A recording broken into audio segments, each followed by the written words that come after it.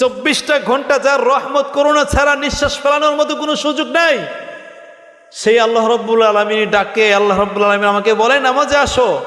আর যে ব্যক্তি মারা গেলেন, জানাজা নামাজ আমরা গেলাম, ভালো কথা, কিন্তু তার কয়টা, ওই ব্যক্তির কতটুকু অনুগ্রহ, কয় টাকা আমি খাইছি, কয়দিন তার ঘরে খাইছি, কিন্তু তার জানাজা নামাজ পড়ার জন্য আমরা এত ব্যতিব্যস্ত হয়ে পড়েছি, এত আমরা পাগল হয়ে গেছি, জানাজা নামাজে যাইতেই হবে। যান, ভালো কথা, কিন্তু এর থেকে 1000 গুণ বেশি আল্লাহ রাব্বুল আলামিন গুরুত্ব সহকারে বলেছেন, বান্দা আমি তোমাকে সব নিয়ামত দিলাম, অক্সিজেন, সূর্য আলো, চন্দ্র বাতাস, সব কিছু তোমার শরীরে যা কিছু আছে সব নিয়ামত আমি তোমাকে দান করলাম, আর আমি তোমাকে ডাকলাম নামাজের জন্য, আমার ডাকে আসলা না। ওই বান্দার জানাজা নামাজ পড়ার জন্য শরীক হয়ে গেছে, ওখানে হাজির হয়ে গেছে।